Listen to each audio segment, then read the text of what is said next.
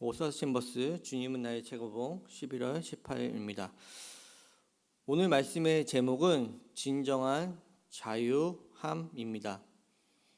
진정한 자유는 승리합니다.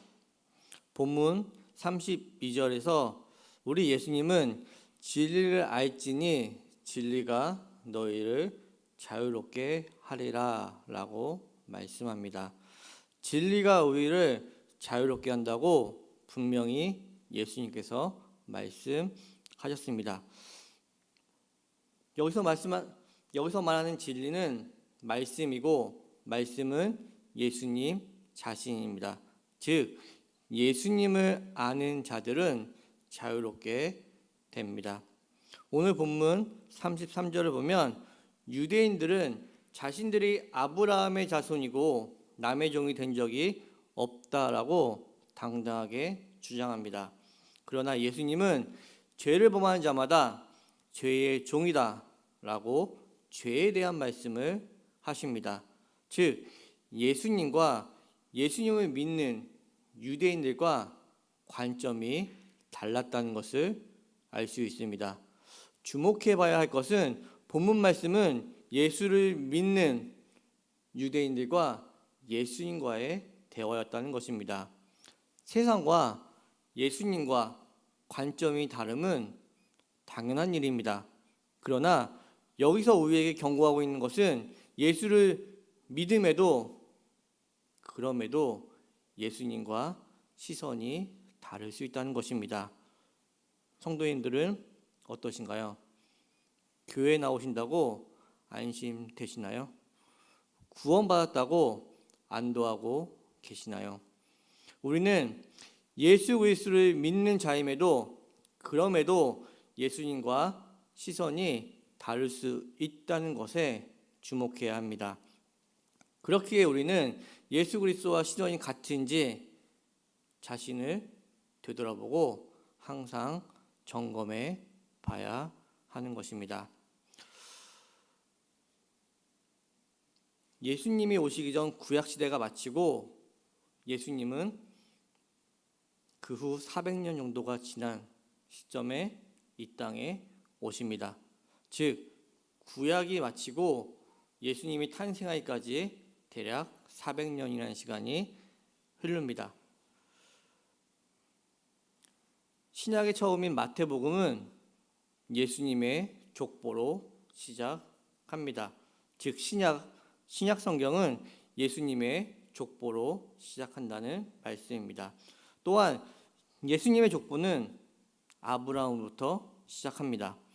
아브라함부터 시작한 예수님의 족보는 크게 두 가지의 의미를 지니고 있습니다. 그 첫째는 구약에서 예언된 약속에 따라 예수님이 아브라함의 자손으로 이 땅에 오셨다는 것을 알리는 것, 즉 약속의 성취에 대한 선포입니다. 두 번째 의미로는 그 당시 유대인들에게 그리고 우리에게 나는 누구인가에 대한 질문입니다. 예수님 족보의 시작은 아브라함입니다. 마태는 예수님의 족보를 아브라함으로부터 시작하므로 예수님의 족보에 담긴 혈통과 정체성이 지닌 의미를 강조하고 있는 것입니다. 우리의 혈통과 정체성에 대해 말씀하심으로 신약 성경은 시작된다는 말씀입니다.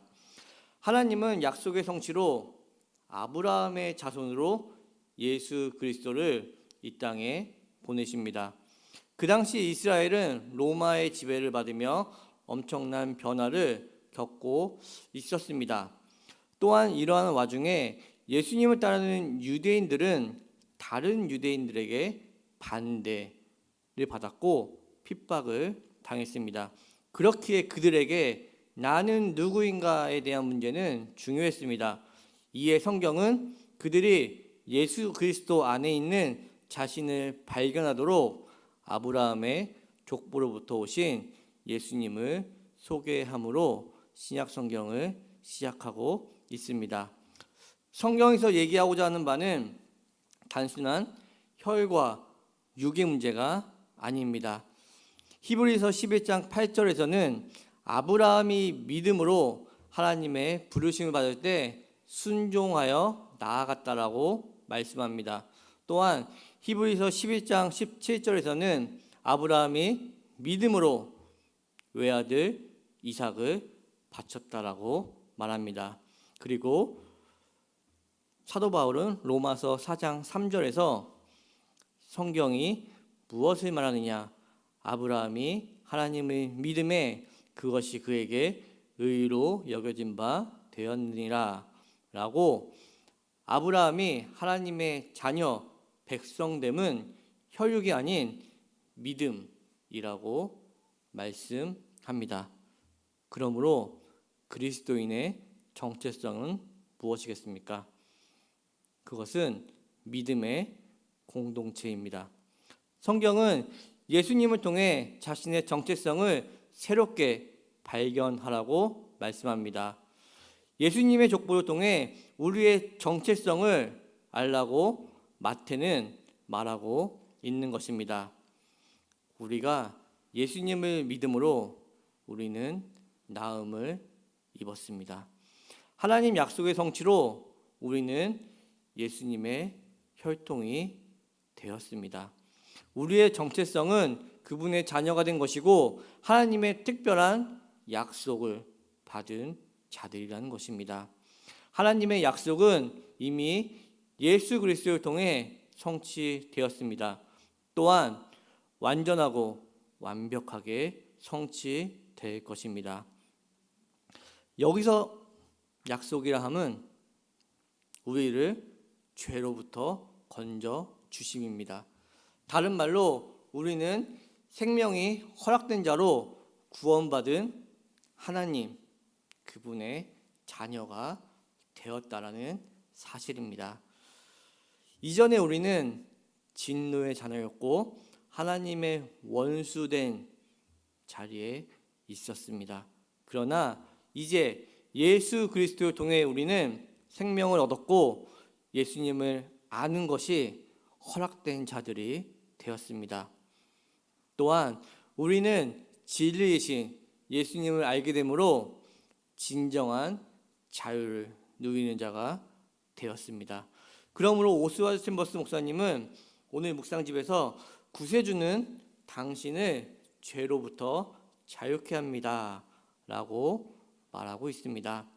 우리는 진리이신 예수님을 알게 되므로 진정한 자유를 누리는 자가 되었습니다.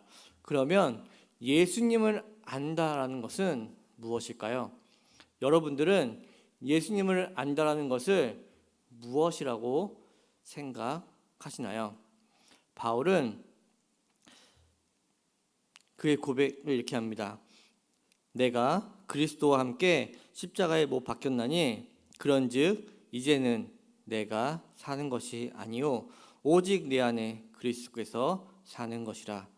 이제 내가 육체 가운데 사는 것은 나를 사랑하사 나를 위하여 자기 자신을 버리신 하나님의 아들을 믿는 믿음 안에서 사는 것이라.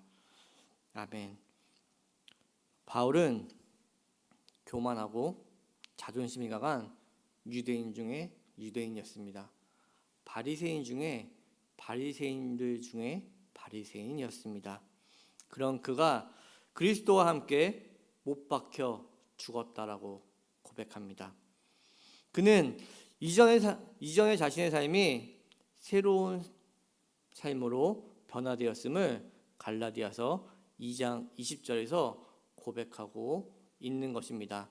또한 이러한 고백은 그는 그리스도의 십자가 죽음에 동참한다는 의미이기도 합니다. 또한 내 안에 그리스도께서 사신다라고 고백합니다. 즉 그리스도와의 연합을 뜻합니다. 즉 바울의 고백은 무엇인가요? 예수 그리스도를 안다는 것은 무엇인가요? 우리가 예수 그리스도를 믿어 이전의 삶에서 새로운 삶으로 변화하는 것입니다. 예전에 우리는 죄에 속하여 나의 목표, 나의 뜻을 이루는 길을 가고자 했습니다. 그런 내가 이제는 변하여 예수 그리스도가 걸어가신 길을 뒤따르는 삶을 살아간다는 의미입니다.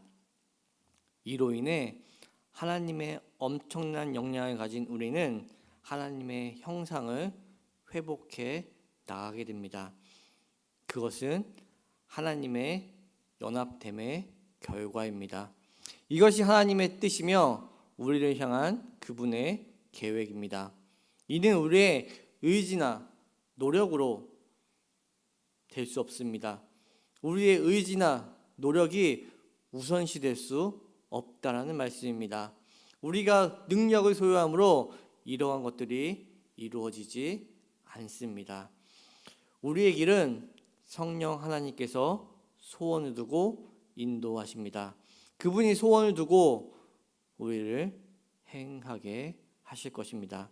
이를 믿고 나아가시기 바랍니다.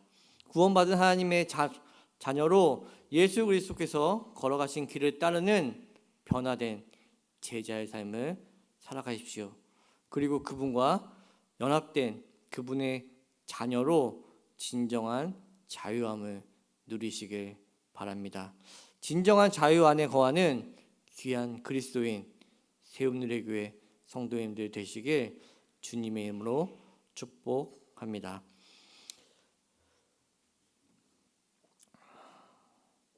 진리를 알지니 진리가 너희를 자유케 하리라. 하나님 아버지 감사합니다.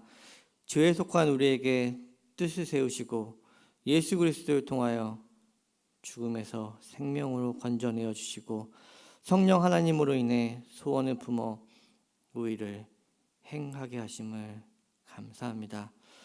우리 세움누리교회 성도님들 구원받은 하나님의 자녀로 진리 안에서 자유롭게 하여 주시옵소서.